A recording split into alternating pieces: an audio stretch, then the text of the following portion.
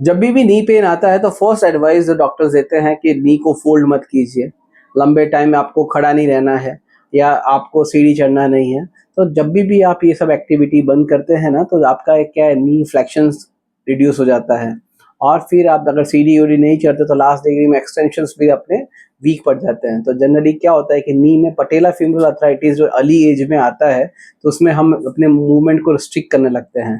तो उसमें अपने lateral rotation and medial rotation of tibia, that is the rotational movement of knee, वो always stuck हो जाता है, जिसके कारण पटेलोफेमरल अर्थराइटिस होने के चांसेस बहुत कॉमन हो जाते हैं। तो ये दोनों मूवमेंट को किस तरह से चेक करना है और आप किस तरह से कौन से टेक्निक्स उसको गेन कर सकते हैं, ये बहुत इंपॉर्टेंट है। तो आज हम उस पर lateral rotation of medial and lateral rotation of नी की बात कर रहे हैं। तो वो कैसे चेक करना है कि आपका मिडिल रोटेशन क्या होता है और वो स्टक हो जाए तो क्या तकलीफ होती है। अब हम मीडियल रोटेशन की बात करेंगे, तो उसको चेक करने से पहले ये जॉइंट लाइन है, medial and lateral joint line. तो आप जैसे ही पैर को अंदर के साइड मूव कर रहे हो तो this is called tibial rotation, जो मीडियल टिबियल रोटेशन है। और जैसे ही आप इसको बाहर ले जा रहे हो तो ये लैटरल टिबियल रोटेशन, ये बाहर के साइड है। तो ये दोनों मूवमेंट बहुत इंपॉर्टेंट है। जैसे ही आप लास्ट डिग्री एक्सटेंशन करते हैं तो नी एक्सटर्नल रोटेशन में जाता है, और जब आप पैर को मोड़ते हैं तो वो मीडियल रोटेशन में जाता है। तो अगर ये मूवमेंट स्टक हो जाती है तो पटेला क्या है, बार बार उसके ऊपर अपने पीछे फीमर के ऊपर और टीबिया के एरियाज में घिसने लगता है। तो ये रोटेशनल मूवमेंट इंप्रूव करना बहुत जरूरी है। तो आप किस तरह से आप मीडियल रोटेशन को फर्स्ट कैसे इंप्रूव करेंगे, तो फर्स्ट टेक्निक जो मीडियल रोटेशन के लिए आप कर सकते हैं, सो जाओ।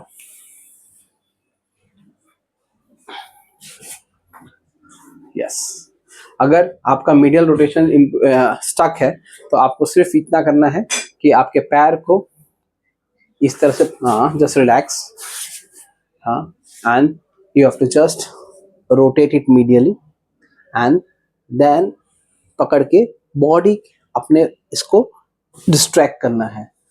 इससे एक थ्रस्ट देने से आप मिडिल रोटेटर्स मसल को आप रिलैक्स कर पाओगे। तो एक ये टेक्निक है जो आप अपने कर सकते हैं। सेकंड, आप सिंपल इसको मोबिलाइज कर सकते हैं। तो आप जस्ट पेशेंट को बोलना है साइड में होल्ड करें एंड जस्ट उसको डिस्ट्रैक्ट करना है एंड मीडियली रोटेट करना है, एंड मीडियल रोटेट करके आप सिर्फ उसको मूव कीजिए। So you will just open up the space and last degree पे जाके थ्रस्ट देना है। तो ये दो टेक्निक है जिससे आप अपने, ये टेक्निक से आप अपने रोटेटर्स मिडिल रोटेशन को इम्प्रूव कर सकते हैं। अब इसी में लैटरल रोटेशन कैसे इंप्रूव करना है, लैटरल रोटेशन के लिए यही टेक्निक आप अप्लाई कर सकते हैं, जिसमें आपको सिर्फ इसको एक्सटर्नली रोटेट करना है एंड देन मेक श्योर कि बॉडी फिक्स करके हाथ पकड़ के रखना है, मीडियली लैटरली रोटेट करना है and you have to just pull it. और अगर इसको स्लोली स्लोली आपको गेन करना है तो पेट पे सो जाओ। सो यू कैन जस्ट, अगर मीडियल रोटेशन इंप्रूव करना है तो आपको ये दूसरी टेक्निक है जिसमें आपको सिंपल ये पैर को मोबिलाइज, मीडियली रोटेट करना है, जो भी रेंज है उसी रेंज में आपको डिस्ट्रैक्ट करना है एंड डिस्ट्रैक्ट करके स्लोली स्लोली स्लोली स्लोली आपको पैर को बैंड करना है। तो this is called movement with mobilization, जिसमें आप रोटेट करेंगे, मैंने मीडियली रोटेट किया है, डिस्ट्रैक्ट किया है and slowly slowly slowly slowly slowly slowly I am going down. तो इस तरह से आप मोबिलाइजेशन विथ मूवमेंट करेंगे तो इससे भी आप फ्लेक्शन को इम्प्रूव कर पाएंगे। तो इस तरह से आप हर टाइम जब भी आपको एंड रेंज पे ले जाना है and you have to just slowly slowly slowly उसको फील करना है। तो ये एक टेक्निक है जिससे आप, सेकंड टेक्निक है मीडियल रोटेशन इंप्रूव करने के लिए। और लैटरल रोटेशन इंप्रूव करने के लिए आपकी दूसरी टेक्निक, पॉज करके, और जैसे ही आप लैटरल रोटेशन इंप्रूव करने के लिए आप एक टॉवेल को यूज कर सकते हैं।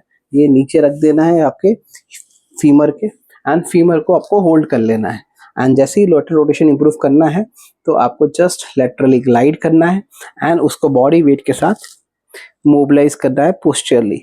इस तरह से आप स्लोली स्लोली मूवमेंट करके you can gain the extension. जैसे ही अगर आपको थोड़ा रेंज इंप्रूव हो रहा है you can remove this and then just stabilize the femur and laterally rotate it and then again mobilize it backward posteriorly. तो इस तरह से आप, and the last range gain करने के लिए you can use your towel, you can place it